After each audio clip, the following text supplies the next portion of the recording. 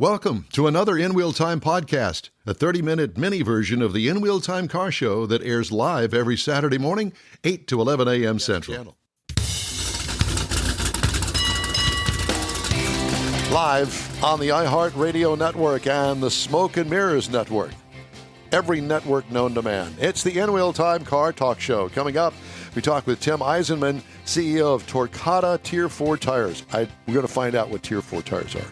I drove the 2024 Chevy Trax, and I'll give you my impression of it. It's all new. We'll also hear the cruise-in calendar. Conrad has that, and Conrad also has This Week in Auto History. And I'll bring in the stories making automotive news headlines this week. Just ahead on the In Wheel Time car talk show. Howdy, along with Mike Out of This World Mars, we need more Jeff Zekin. King Conrad DeLong. I just got to throw you for a loop there just a little bit. Loopy. Well, tortillas. That's it. I'm Don Armstrong. Glad you could join us on this Saturday for our live version of the In Wheel Time car talk show. It's always on 8 to 11 a.m. every Saturday. And then we, of course, podcast and, do all sorts of rebroadcast. We'll do all that as well throughout the week. So if you happen to miss a segment of the show that you wanted to catch, then you can always do the podcast thing. Mm-hmm. Mm-hmm. Okay. If you mustered. Now let's go to Tim Eisenmann. He's the CEO of Torqata Tier 4 Tires. Tim, good morning. Good morning. How are you doing? Well, we're doing very well, thank you, and it's good to have you with us on the In Wheel Time Car Talk Show. The Torqata Tier 4 Tires. Now, I have a tire guy here, Jeff Zekin, who's been in the tire industry for most of his professional career. So then I asked him, I said, what is Tier 4 Tires? He says, beats me. So it's going to be up to you to explain to us what Tier 4 tires are. Oh, for sure. Well, first of all, we work in the entire tire space. Tier 4 tires are really interesting. Basically, it's a way to classify the price points of tires. Tier 1 tires are the ones that you've probably all heard of, the Michelins and Contis of the world. Tier 2, maybe the more enthusiast brand. And then Tier 4 tires are the lower-end brands, the ones that you might get at a big box shop, maybe the private label tires, the ones that, if you're on a budget, you would probably go for. And they've actually been doing really well in the market, given the economy and so on right now. Well, that's one of those things that I've always steered clear of is the non-brand name tires when I go to buy tires. And when I was shopping for Leslie's Jaguar, oh my gosh, those things in on a Michelin or a Pirelli or whatever, those things are stupidly priced. And I thought, no, they wouldn't be offering these tires. It's a discount tire store brand. And I thought, why not? Okay, so it doesn't have, a 75,000 mile warranty on it. It's got like 35 or 50,000. Fine. And what he's described is basically a good, better, best. Yeah. That's all it is. Yeah. And so I'm with you. I mean, why not? Well, and tires have to meet a federal rating standard. So those rating standards talk about the tire, not necessarily the name brand. The name brand brings price. Well, you also have to consider the application because a tow trailer tire is going to be different than an off-road tire, different than an all-season tire, different than a mud tire. So that's where you have a good, better, best in each one of those categories. But so far as what the DOT does is based on that application, what you're trying to put it on. Yeah. And so these tires matched up to the Jaguar F-Pace, and they look good. And they're getting great wear out of them, and why not? There you go. Well, and a lot of consumers are basically having exactly the same thought process because why spend $250 on the wheel? I mean, ultimately, you're spending more than $1,000, and that's just tricky. So what we've seen is that overall store visits are down. People are trying to, save money. But where we see growth is the kind of lower end, lower price tire, more affordable, a little more budget. Interesting fact also, a lot of people aren't replacing 4 tires anymore. If they've got a blowout, they replace 1. So we've seen a drop of more than 20% of consumers actually just buying a tire or 2 in order to not have to replace all 4 wheels in the vehicle. Well, I matter of fact, I was faced with that because she had one oddball tire that didn't match the rest of them as far as brands are concerned. And I thought, okay, well, that one oddball, I'm going to get rid of it and also get rid of the one that had the flat, and I'll just buy 2. And then I started looking and I thought, No, because the other ones are going to need to be replaced here in the next 6-9 months. Do it all at once. I said, just do it all at once. So that's what I did because of the affordability of this lower price tire.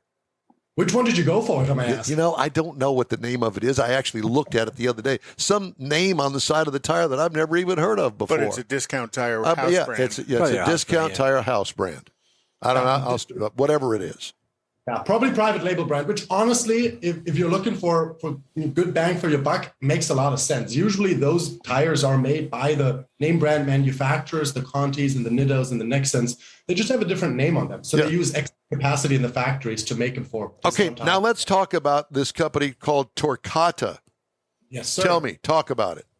Well, it's a great company. And what we do is we track 15,000 shops daily. So that means we know what they're selling, what they're keeping in stock, what they're pricing all their products. We aggregate all that data using, fancy stuff that's beyond what I do, but I've got people that know. We aggregate all that data and identify which sizes, which tires are trending in a market.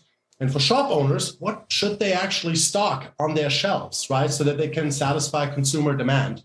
Because with the last 20 years, we've seen size proliferation. So many different tire types have entered the market. It is really difficult to know what to keep in stock, to satisfy customers. And so what we do is we help the individual shop owners do better at that and get more out of their inventory investments. So you do more of a retail inventory management program for shops.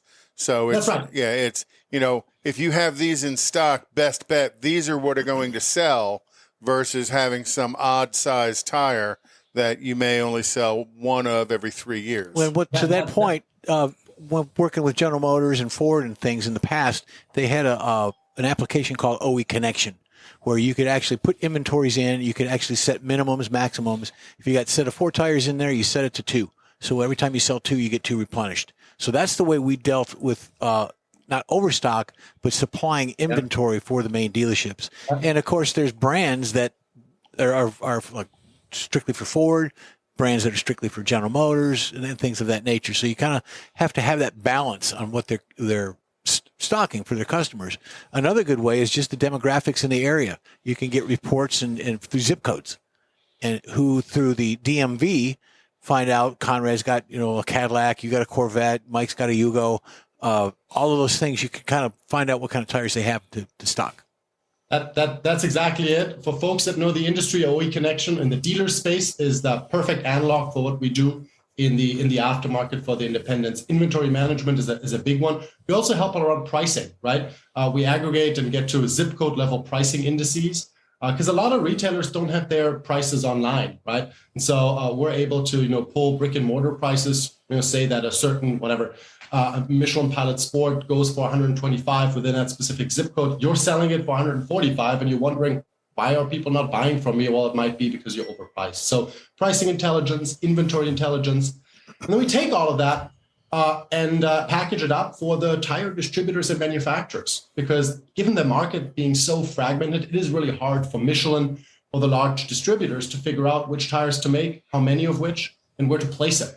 And as a result, and that's what shop owners are encountering today, it is really hard to get tires because usually there are not enough, they're not in the right place, and they're hard to come by. And so that if a consumer walks into my door and I tell them, I can get you that tire in 3 or 4 days, I might lose that sale. Right. So we're trying to help shop owners to not have that happen. Right. So because I think they say, 80% of the time when people are asked to buy tires, they're going to buy from the first person that asks them. Yes, 75 to 80% the first time you're offered to buy it, they will. And so you need to have them in stock to do that. Also, 75% of those people that buy from you at the first go are return shoppers and return buyers to you as well. That kind of trickles down. But you said something about the OE Connection and things. It's a matter of what they're selling. They may be an oddball size every now and then, or somebody that blows through town. You have to be prepared for those as well. So your product is primarily available to the independent repair facilities, or is it publicly available? No, it's independent repair facilities, first and foremost. We put a couple of things out there just to educate the public, but it's independent repair shops, smaller chains. We've got a couple of larger chain customers. They're not really buying our software product, but more our data. They've got their own forecasting engines and their own inventory management systems, but they benefit from kind of knowing what the market around them looks like. And so we provide them that data. And then, as I said, we're also servicing the kind of upstream part of the supply chain, distributors and manufacturers, with that market intelligence to make sure that, they can optimize their production cycles and their inventory management practices. Because ultimately, as a distributor, you want to stock what your customers are going to sell. If you don't know what your customers are selling, it's really hard to stock. You'd also mentioned things about the internet back in the day when you wanted to price match. Okay, you've got a tire for $100 on sale. Don may have it for $120. Well, I'm going to price match this. It used to be the old school rule was it had to have been a brick and mortar store. You could not price match to an internet because internet, you just blow the market out for everybody. So it was only within a certain radius of that dealership, and also it had to be whether the product's going to sell. Yeah. Well, the issue happened already, right? Because if you get a price match, it takes a couple of minutes. You probably have to make a couple of phone calls to validate that. What we're trying to help independent shops is to not be out of whack on pricing. Sure, plus minus 5% makes sense, but in a lot of cases, it is really hard to price given that there's so many different tires out there and they change over time. Especially over the last couple of years with raw material prices increasing, logistics costs increasing. We've seen price increases across all tiers of tires. Just recently in Q1, you look at the tier 1, the Michelins and the Conti tires. The average tire has gone up by $30. So for a set of 4, you're looking at $100 more you're spending now versus a year ago, and of course decreases for the lower end and tires. But so pricing is really a margin enhancer for a lot of shops, and ultimately something that consumers are, of course, very hard. And then the OEs changing their tire requirements as well. You got to think back in the 90s, a 15-inch wheel, 15-inch tire was kind of the norm. And the 16s were +1 and the 17s were +2. They were considered exotic in a way. And now 16s, 17s, 18, 19s, 20, 22s are OEM production tires, so that range of inventory has to match that range of tire sizes that are being offered through the OEs. Totally. I mean, I have so many conversations with shop owners that you know what, Tim, back in the day, there's 20, 30 sizes and types, that's really easy to keep track of. And now there's 1,000 different ones. I literally thousands. Just heard that every year, more than 100 different size type combinations enter the market. It's just really difficult if you're running a shop, taking care of customers, have a hard time to have your store fully staffed, to then also be an expert in pricing and inventory management. It's just asking a lot. Yeah. So your product is purely informational and predictive selling, not that you have a warehouse of tires that you're selling out of. No, we don't do any of that. We integrate with, I would say, the predominant shop management systems, the Mitchell Ones and RO Riders and ASAs and whatnot, right? So we've got, 40 different integrations so that we can pull data without having to ask the retailer to do any manual extracts. And then in a lot of ways, we also push that data back into the shop management system, right? So that if they're using RO Rider or Mitchell One for inventory management, we basically provide the recommendations and the stocking levels back into Mitchell One, so that the shop owner doesn't have to operate 2 different systems. Have you heard of a new DMS system called TechMetric? Absolutely. Yeah, TechMetric is based out of Houston, that was developed and is sold out of the Houston market. Pretty amazing RMS or DMS system for the independent shops. Great piece of software. I would say the big ones right now, TechMetric and ShopMonkey is another one out of Silicon Valley. They got a lot of venture capital funding and are really investing in the product. But we're still seeing high degrees of fragmentation. As you know, there's 200,000 plus different repair shops, a lot of them, family businesses that have operated for, 50, 60, 70 years, and changing kind of the behavior of these shop owners to change the shop management system is really cumbersome. So I think that degree of fragmentation we'll continue to see, but over time, I can see a TechMetric and a ShopMonkey probably roll up the market a little bit. Interesting. And so far as the price differences and things on that, if you can sell to the consumer a peace of mind that you've got the tire and you're there to service them throughout the duration of that tire, that's a selling point as well. So the money doesn't really, it contributes to the buy or not buy, but then you have to sell yourself on what it is for your customer.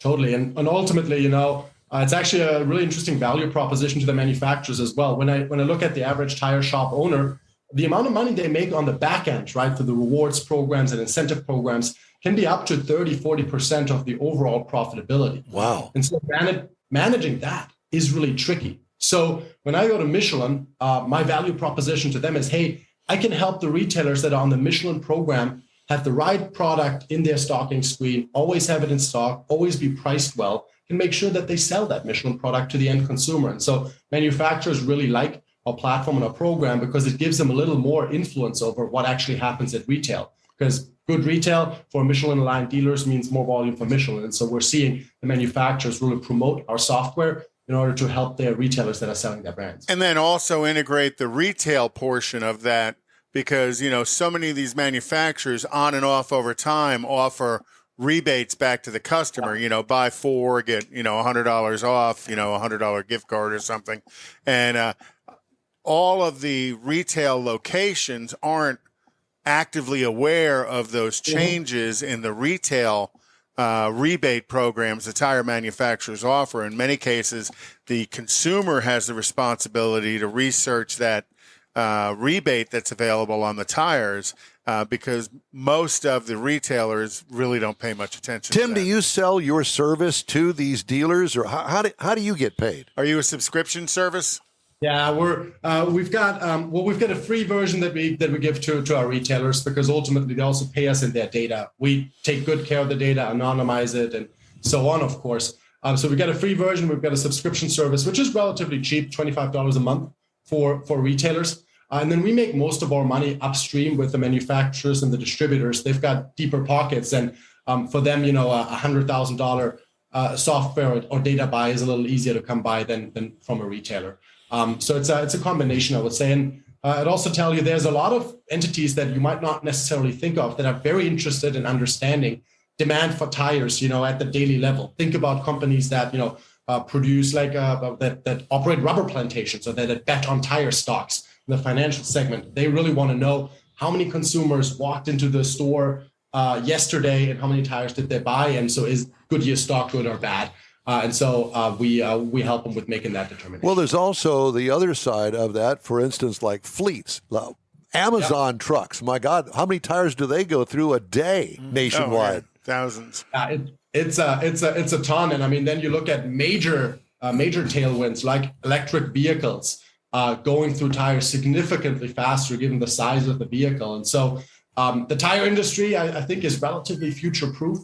Given the change in the car park overall. And so that's why we focused on that segment of the market, because we believe it's here to stay. So you focus primarily on the automotive and the light truck tire. Do you also do the Class 8 over-the-road tractor-trailer stuff? Predominantly passenger and light truck tires. We do a little bit of commercial work. But here's the hard thing in all of what we do. Sure, the algorithms are fancy and whatnot, but ultimately, the fragmentation is the hard thing to overcome. 200,000 repair shops, 200 different shop management systems, probably 1 million shop associates, and everyone enters data slightly differently. And every shop management system asks you to enter data slightly differently. So the Goodyear Assurance tire is probably Goodyear Assurance in one shop management system. It's GY Assurance in another one. It's Just Assurance in another one. It's Goodyear manufacturer or tire number in the next one. And so what we do, so you take all of these different data feeds, match them against a product master so that we can standardize them and work with the data. That's the secret sauce. And so we started with the biggest chunk of the market, which is passenger and medium truck tires. Well, to that point too, getting back to the dealerships, when you fulfill inventory, there is a part number of the tire, and then General Motors has their own specific part number for that tire as well. And in order for the replenish to work, you have to put it under the General Motors or Ford, for instance, OEM part number, because it won't accept it. And then there's a SKU number, right, which is internal to the tire industry that's different from the OE part number. But to keep that replenishment going, you use the OEM's number. And I tell you, the dealer space is probably 10 years ahead of the aftermarket in a lot of these ways, right? Be it technology and data and so on. So we aspire to be that for the aftermarket. But I can't really force thousands of repair shops to enter data a certain way. So I need to build a machine that's able to discern it and ultimately put it into the same format. So do you have a website people can go look at? Torqata.com. Sign up, get a demo. We sent out a really cool newsletter for repair shops and anyone that's interested in tires. So a bunch of the stats that I shared with you today around, what's the foot traffic in the stores, tire kind of increases and decreases by size, price increases. We make that available to the public. Torqata.com, sign up for a demo or our Trends and Treads newsletter, and you'll always be in the know. Torqata, Torqata. That's it. Very, very good. Tim, it's great to talk to you. Insightful information that I had no clue about. Really? Mars is sitting over there with his mouth open going, I know. what in the world I'm are they trying to take talking notes, about? you know, Yeah, he's and taking notes. Yeah. Okay, I'll buy that. Tim, thank you so much. We really appreciate it. Good luck to you. Stay in touch with us. Thanks for having us. Thank you, sir.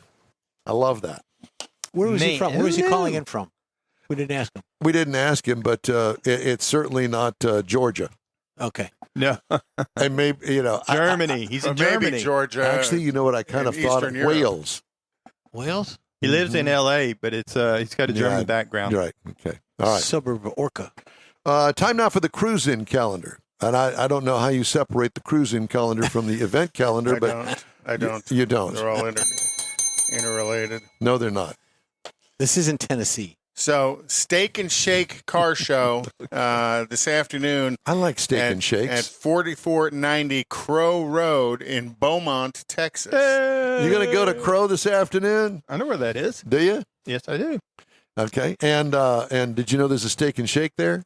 Yeah. No, does he? Not you. You don't know that. It's right there by the mall, isn't it? Hey, and for a long time, before the crowbar was invented, crows used to drink alone. Oh, my gosh. Dad jokes. The 2023 Corvette Car Show at St. Luke Missionary Baptist Church. I didn't realize the Baptists were missionary. Just go on. Never mind. Keep going. Keep going. Don't stop now.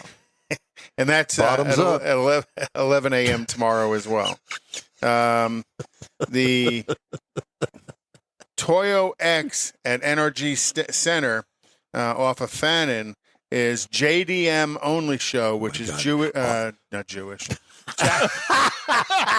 Jewish domestic market? Japanese domestic market cars. Jewish domestic. Yeah. Oh, my God.